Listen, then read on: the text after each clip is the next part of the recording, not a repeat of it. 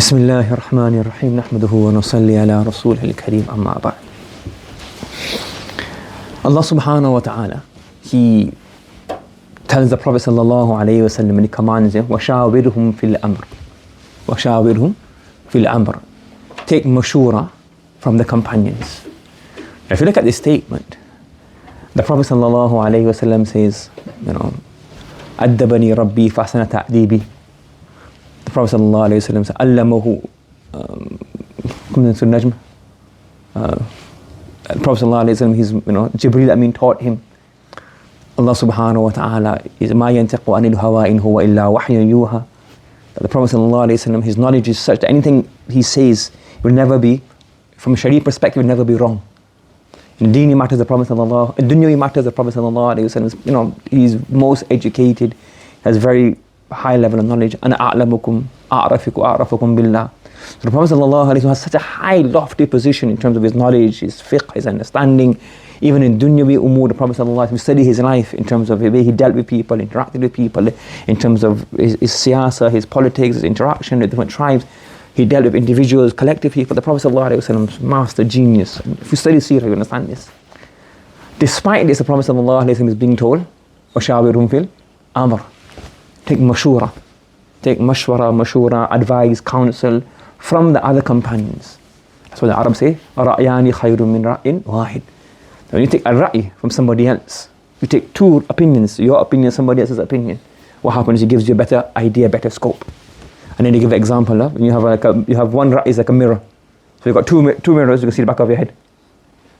One opinion, you can see directly in front of you, but another one, you can say, oh, I didn't see the back of my head. You can put two of them. So taking mashura, the Prophet sallallahu alayhi wa sallam, he's being commanded to take mashura.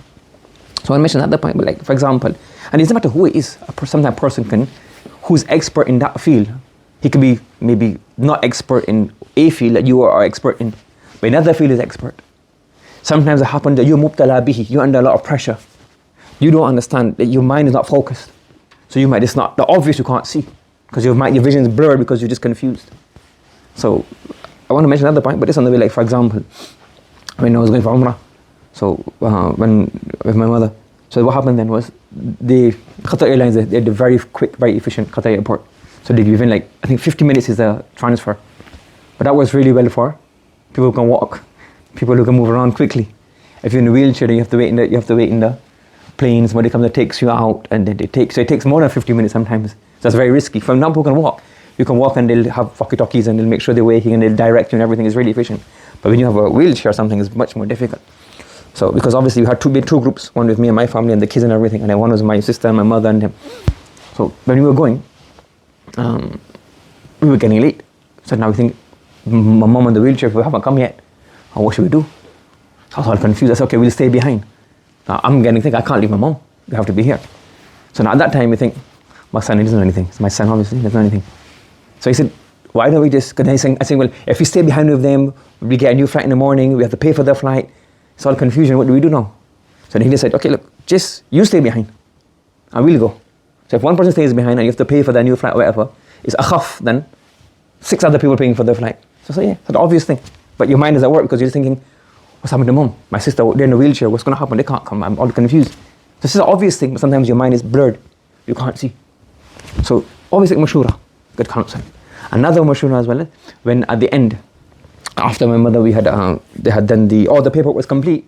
So we got paperwork from the police station and the death certificate and everything. So now we went back to the mortuary and said, okay, get the body. He said, yeah, okay, everything's done. You go back to Baqi, and in the Maghsala, the area they bathe the body, we'll get the body there. So my mother is saying, okay, yes, everything is done, makes sense. So there's one Bengali brother there, a young guy.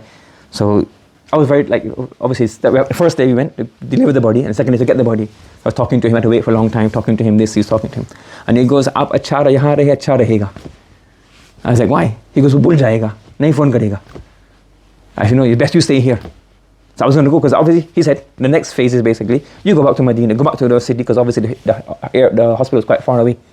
So go back to Medina, go by Baqi, and then the body will come there, and then you just stay here. So he said, no, you stay here. Because then he won't phone, you forget, and you won't know. Obviously, he's not going to get lost, but then it causes confusion.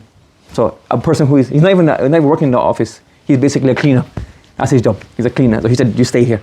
I said, why? I said, why meaning, what's the reason? My mind, obviously, what do I have to do? Go back to Medina and do what? Just wait for the body. Might as well wait for the body here. And then take the body with you. So again, so somebody is like, gives you a mashura, a cleaner. He's cleaning the floor, mopping the toilets. But he gives you a mashura that is in that, he's an expert in that field.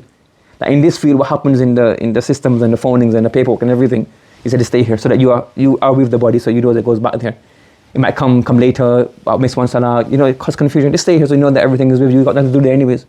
So that somebody gives an opinion, a mashura, in that field. So even as well, in other things in life, when people give you a mashura, like you should never think that I know it all. You might be an expert in one field, but even in that field, you might have one thing that you didn't realize. And especially with talib ilm, you're trying to seek knowledge. That people have traversed this path.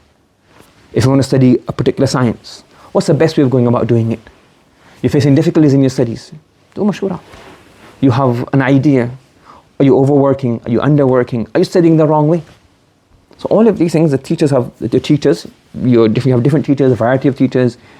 You can take mashura from them, advice from them, counsel from them. What's the best way to study? How should I take notes? Do I need to reading? You might be reading a sharah. You might be reading a tafsir. Is this the best tafsir for a student right now? Is this tafsir of my capacity? Yes, there's one student, he went, and he's a very, very pious student, but his IQ level wasn't that very high. Yes. He went that time Makkah Mukarramah, like we're part of the Haram now, there was like Maktaba bin Baz. So he came back with Nahul Wafi, 4 volumes. And he's even passing Nahwa exams. So he goes, I bought Nahul Wafi. He's like, when the teacher said, he's like, why do you buy this for? It's a waste of, and for you, it's like Allah's giving you different sana'iyah.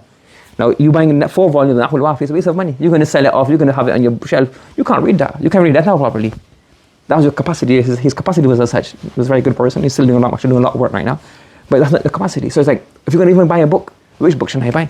You might just find a key to myself, don't buy these books, you don't need them, or buy this book. So there's so many things. This is in Madrasa studies, even in life.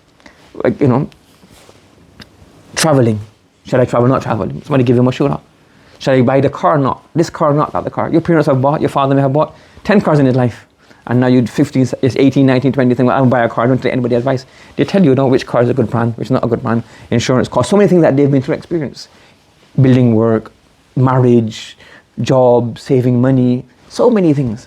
It's like, and in the old time days, I don't know, I'm not assuming that all old time were good, but what do you do at night time? You come back, you go to work in the farms, or you go to work in the business, you come back after Asr, everybody says, I'm taught. People say share the experiences, and people gain a lot of wisdom from that. And you can give a lot of wisdom nowadays as well. You go read the right reviews, you read the right things, you can get a lot of wisdom, but wisdom is something you need to gain. Just by, when you reach the age of 14, 15, 16, you become baligh. So now you have, your aql is kamil. Because you're mukallaf now, isn't it? You have kamal aql. That's why, for example, if me and somebody at the 14, 15 was learning the same science, you might excel beyond me. But experience, you have to get to 40 before you can get the experience that a person gets to 40. If provided that person wasn't, like he gained through life. So experience is something you gain as you go along, it's tajribah. So people who have been through a different particular path, take advice from them, take counsel from them, and don't be hasty in judgment, think you're independent, you know it all. You end up, what happens, you might make a mistake, and you make slips and falls, and you end up wasting time. So may Allah give us tawfiq, Dr.